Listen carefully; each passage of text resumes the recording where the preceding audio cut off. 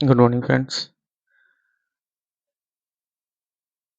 अभी सीसीपी में हम लोग देख रहे थे मैनेजमेंट ऑफ इम्पेयर्ड एसेट्स। ठीक है, उसका कुछ एनेक्सर्स है जिसमें आपको देखना है। हम लोग देखेंगे कि एसएमए जीरो का क्या रहता है, एसएमए के लिए क्या क्राइटेरिया है और एसएमए कब मानते हैं उसको।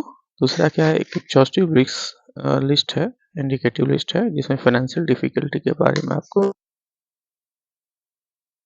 ठीक है, तो इंसॉल्वेंसी और जो है आईबीसी जो है, इंसॉल्वेंसी एंड बैंक्रप्सी जो बोर्ड था इंडिया, जो 2016 में स्टैब्लिश हुआ था अंदर आईबीसी कोड 2016, उसके हिसाब से irregularity in cash credit overdraft account, such inability to maintain stipulated margin basis of drawing exceeding sanction limit, periodic interest debited remain unrealized।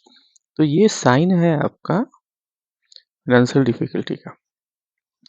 Cash credit या ओवरड्राफ्ट में जो है irregularity है, such as inability to maintain stipulated margin, maintain नहीं कर पा रहा है, और ड्राइंग एक्सीडिंग सैंक्शन लिमिट, बार बार जो है उसका जो है मान लीजिए लिमिट से ऊपर जो है आउटस्टैंडिंग चला जा रहा है इंटरेस्ट चार्ज होने के बाद या समथिंग और भी अदर चार्जेस लगने के बाद, पीरियडिक इंटरेस्ट जो है अनरियलाइज हो जा रहा है। तो वो क्या है, साइन ऑफ फाइनेंशियल डिफिकल्टी है। दूसरा है failure, anticipated failure to make timely payment of instalment of principal and interest on term. समय से नहीं कर रहा है पेमेंट, मान लीजिए 30 को ड्यू हो रहा है, 30 अगस्त को ड्यू हो रहा है, बट ये हर महीने 30 तारीख को ड्यू हो रहा है, बट ये जाके किसी भी हालत में अगले महीने में 10 तारीख को कर रहा है, या उसके अगले महीने में 10 तारीख को कर रहा है, या 30 तारीख को कर रहा है, मीन्स ही company is unable to generate the cash for repayment of the principal interest installment of principal and interest of term loan। ठीक है, delay in meeting commitment towards payment of installment due, crystallize liability under LC and BG, excessive leverage हो गया। ठीक है, inability to adhere the financial loan covenants। अब मान लीजिए कि लोन कोवेंट्स जो था, लोन की शर्तें जो थी उसको एक्सेसिव लेवरेज हो गया, मतलब अपने कारोबार से ज़्यादा, अपने इनकम से ज़्यादा वो लोन ले लिया। ठीक है, दूसरा फाइनेंशियल लोन कवर्नेंट जो है उसका liability to adhere the financial loan covenant, जो लोन का एग्रीमेंट होता है ना उसको फॉलो अप नहीं कर पाता, inability. Failure to pay the statutory liability, non payments of bills and operational creditors, ये पे नहीं कर पा रहा है। नॉन सबमिशन और undue delay in submission of incorrect stock statement and other control returns, control statement, delay in publication of financial statement and adversely qualified financial statement. ठीक है, जैसे आपने एक देखा बायजू के केस में क्या हुआ था। बायजू के केस में अभी जो है कंपनी दिवालिया के कगार पे है, कभी वो कंपनी टॉप पे होती थी, आज जीरो पे आ गई है। ठीक है, उसे फाइनेंशियल इनडिसिप्लिन उसमें हुआ था। Step decline in production figure, ठीक है, ऐसा सडन चेंजेज आ रहा है प्रोडक्शन में, downward trend in sales and fall in profit margin, erosion ETC, elongation of working capital cycle, working capital cycle का एलोंगेशन में लंबाई हो, मान लिया 3 महीने पहले वर्किंग कैपिटल साइकिल था, अभी उसका जो 6 महीने का हो जा रहा है, और एक्सेसिव इन्वेंट्री बिल्डअप, उसके बाद स्टॉक खड़ा हो रहा है। ठीक है, significant delay in project implementation, project implementation में जरूरत से ज़्यादा डिले हो रहा है। Downward migration of internal external rating outlook, ठीक है, डाउनवर्ड है माइग्रेशन एक्सटर्नल इंटरनल रेटिंग का, हमें जो डाउनवर्ड माइग्रेशन हो रहा है। तो ये सब क्या है, साइन फॉर फाइनेंशियल इनडिसिप्लिन या फाइनेंशियल डिफिकल्टी है। ठीक है, ये एक नॉन एग्जॉस्टिव इंडिकेटिव लिस्ट है। ठीक है, नेक्स्ट जो हमारा आता है एसएमए जीरो, किस क्या साइन है। SMA zero sine of stress. ठीक है, एसएमए जीरो जो है वो स्ट्रेस का साइन है।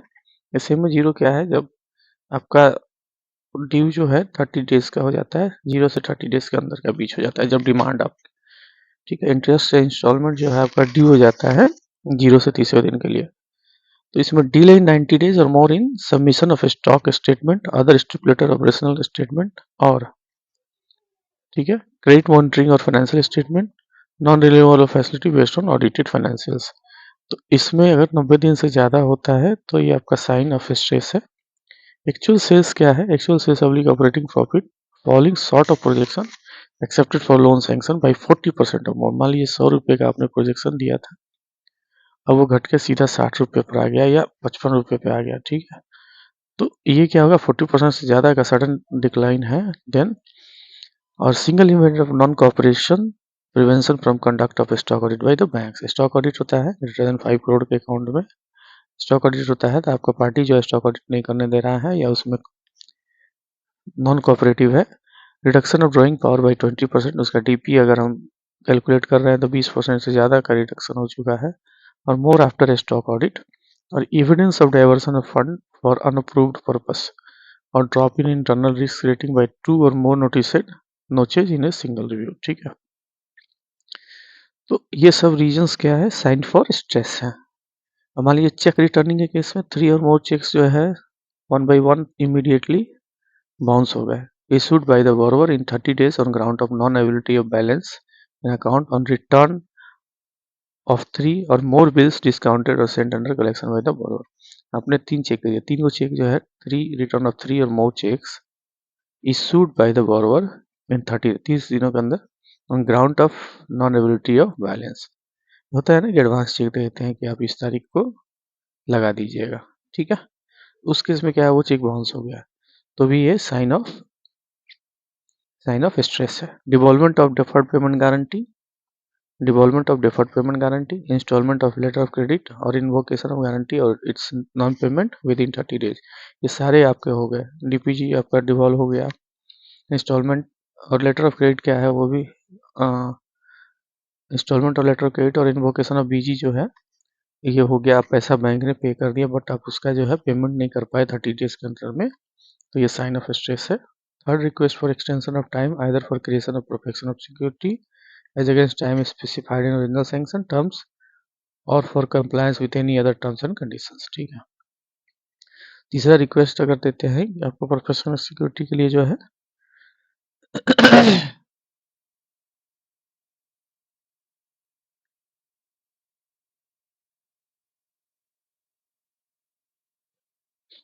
ठीक है, increase in frequency of overdraft in current account, increase in frequency in overdraft in current accounts.